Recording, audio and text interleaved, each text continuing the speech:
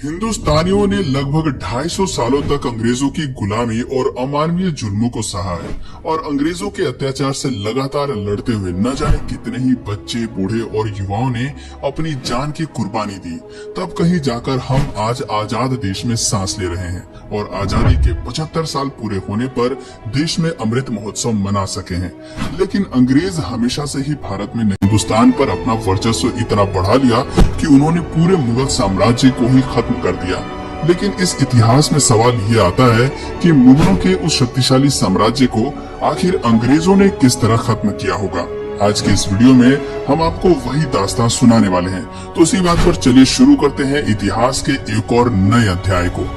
इतिहास बताता है कि 16वीं सदी के अंत में भारत इतना संपन्न था कि पूरी दुनिया में जितना उत्पादन होता था उसका लगभग 1/4 हिस्सा केवल भारत में ही उगता था और यही वजह थी कि भारत उस समय सोने की चिड़िया कहलाता था और पूरी दुनिया की नजर इसी सोने की चिड़िया पर ही टिकी हुई थी। ऐसे में भला अंग्रेज कहाँ पीछे रहते। उस समय हिंदुस्तान में दिल्ली पर सम्राट अकबर का राज था और ऐसा माना जाता है कि अकबर अपने दौर के सबसे ज्यादा दौलतमंद बादशाह थे। लेकिन उसी समय ब्रिटेन में भी गृह युद्ध की स्थिति बन गई थी और उस समय महारानी एलिजाबेथ प्रथम की शासनकाल में अधिकांश अर्थव्यवस्था कृषि पर ही निर्भर करती थी। अफसोस कि आपसी गृह युद्ध के चलते ब्रिटेन वैश्विक स्तर पर केवल 3 से 4% उत्पादन ही कर पा रहा था और इसी दौरान पुर्तगाल और स्पेन ब्रिटेन को पीछे छोड़कर उनके मुकाबले काफी ज्यादा तरक्की कर रहे थे। हालात इतने बिगड़ चुके थे कि ब्रिटेन के लुटेरे नाविक भी पुर्तगाल के जहाजों को ही लूटकर अपना काम चलाते थे, क्योंकि ब्रिटेन में लूटने के लिए कुछ बचा ही नहीं था। लेकिन उसी दौरान एक ब्रिटिश नाविक को समुद्री यात्रा के दौरान भारत की अपार संपदा और समृद्धि के बारे में पता चला और ब्रिटिश गवर्नमेंट तक ये खबर जल्द ही पहुंच गई। फिर आया समय सन 1600 का, जब 200 ब्रिटिश व्यापारियों ने मिलकर एक कंपनी बनाई और उस कंपनी का नाम रखा ईस्ट इंडिया कंपनी। और इस कंपनी के सदस्यों ने जब अपनी राजनीति और कूटनीति महारानी एलिजाबेथ को बताई तो वो भी ईस्ट इंडिया कंपनी को सपोर्ट करने के लिए तैयार हो गए। इधर भारत में इसी बीच बादशाह अकबर की मौत हो चुकी थी और अकबर के बाद मुगल बादशाह के तख्त पर अकबर के बेटे जहांगीर की ताजपोशी कर दी गई। साल आ चुका था 1608 का। इधर जहांगीर दिल्ली के तख्त पर अंग्रेजों की चाल से बेखबर हिंदुस्तान पर राज कर रहा था और उधर कैप्टन विलियम हॉकिंस समुद्री रास्ते से गुजरात के सूरत में अपने कुछ व्यापारी जहाजों के साथ प्रवेश कर चुके थे और बस उनके आगमन के साथ ही भारत पर ऐसी काली छाया मंडराने लगी कि जिसने भारत को ऐसा काला इतिहास दिया जो सृष्टि के अंत तक भी भुलाया नहीं जा सकेगा। अंग्रेजों ने भारत में आते ही ईस्ट इंडिया कंपनी स्थापित करने की घोषणा कर दी और अपने इसी प्रस्ताव के साथ काफी बेशकीमती उपहारों को लेकर कैप्टन विलियम हॉकिंस अपने कुछ साथियों के साथ जहांगीर के दरबार में पहुंचे। बादशाह जहांगीर उस समय तो डच और पुर्तगालियों के दबाव के कारण इस प्रस्ताव को ठुकरा देते हैं, पर अंग्रेज भी कहां पीछे रहने वाले थे। वो लगातार इस व्यापारिक समझौते के साथ नई नई प्रॉफिटेबल डील्स जोड़ते हुए बार बार जहांगीर के पास जाते रहे और अंततः कुछ समय बाद ही जहांगीर ने इस प्रस्ताव पर हस्ताक्षर करके अंग्रेजों को व्यापार करने की मंजूरी दे दी। और ये मंजूरी मिलते ही अंग्रेजों ने पटना, सूरत, मुंबई और चेन्नई में अपनी फैक्ट्रियों को स्थापित करके व्यापार करना शुरू कर दिया। शुरुआत में तो इस कंपनी ने यहाँ के लोगों को रोजगार दिया और बदले में उन्हें अच्छी तनख्वाह भी दी, जिस वजह से हिंदुस्तानी ईस्ट इंडिया कंपनी से काफी प्रभावित हुए और कई हिंदुस्तानी व्यापारी भी इन फैक्ट्रियों से जुड़ गए। लेकिन ज्यादा दिनों तक नहीं। पूरे भारत में ईस्ट इंडिया कंपनी का व्यापार बढ़ता ही चला जा रहा था और अपने बढ़ते व्यापार की वजह से अंग्रेजों के मन में इतना ज्यादा लालच बढ़ गया कि उन्होंने भारत की सत्ता पर ही कब्जा करने की योजना बना डाली और इसी उद्देश्य से 1686 में ब्रिटिशों ने मुगलों के खिलाफ जंग छेड़ दी और औरंगजेब से हुई इस जंग में मुगलों ने ब्रिटिशर्स को बुरी तरह से हरा दिया। इस हार से ब्रिटिशर्स को एक बात तो समझ में आ गई थी कि मुगलों को वो जंग लड़कर तो हरा नहीं सकते, लेकिन उन्हें भारत पर कब्जा भी करना था, जिसके लिए उन्होंने वो कूटनीति अपनाई जिसका फायदा वर्षों बाद भी आज तक भारत के धूर्त नेता उठाते हैं और राज करते हैं। और वो कूटनीति थी डिवाइड एंड रूल की, यानी आपस में फूट डालो और इन पर राज करो।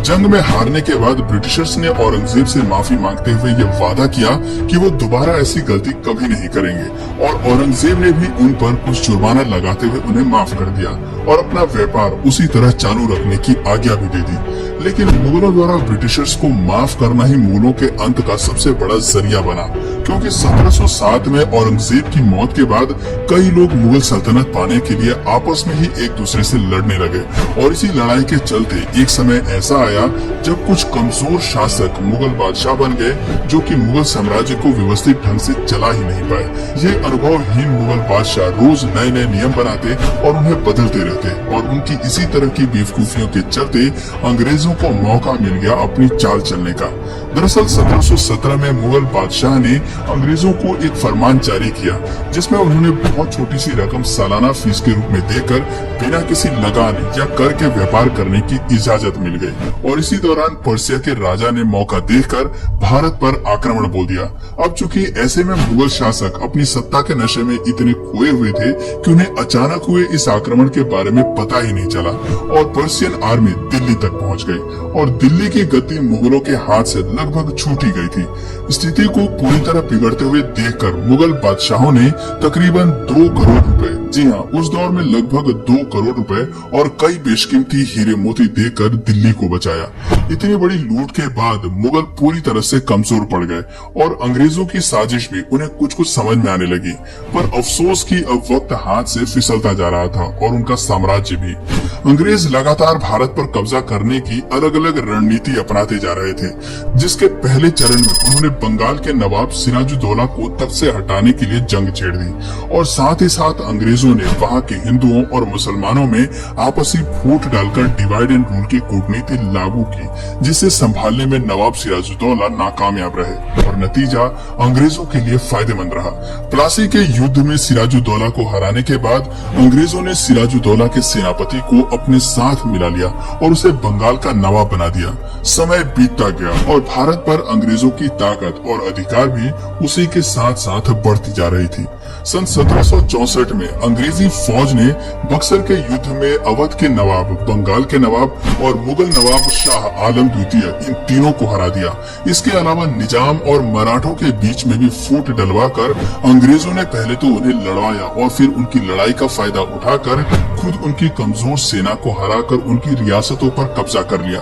और अंग्रेजों ने अपनी इसी रणनीति और कूटनीति को अपनाते हुए 18वीं सदी तक भारत के लगभग हर एक क्षेत्र पर अपना संपूर्ण कब्जा जमा लिया, जिसके बाद उन्होंने व्यापार और अपने अधिकार क्षेत्र की अन्य कई चीजों पर अपनी मनमर्जी के टैक्स लगाकर भी काफी कमाई करी और भारत को अंदर तक लूट लिया। अंग्रेजों को अभी भारत में पूरी तरह से राज करने के लिए कुछ भारतीयों को भी अपने साथ शामिल करना था और उन्होंने उन बड़े जमींदारों को अपने साथ मिला लिया जिनसे उन्हें आगे चलकर काफी फायदा हो सकता था।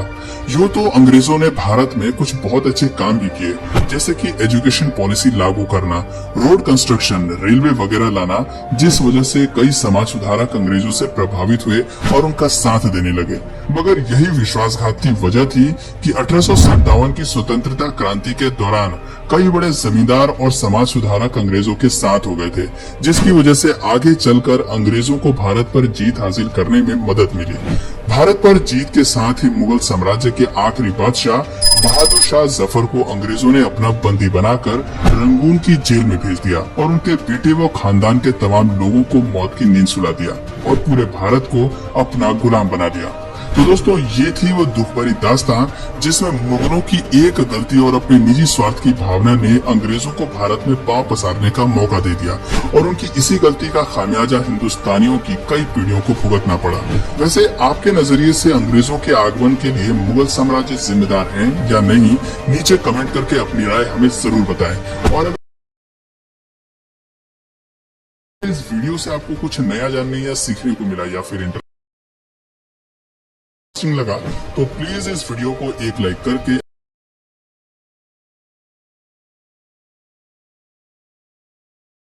अपने फ्रेंड्स और फैमिली में से जरूर शेयर करें और यदि आप इस चैनल पर नए हैं तो प्लीज इस चैनल को सब्सक्राइब करके बेल नोटिफिकेशन आइकन को ऑन कर लीजिए ताकि हमारे आने वाले वीडियोस आप मिस ना करें।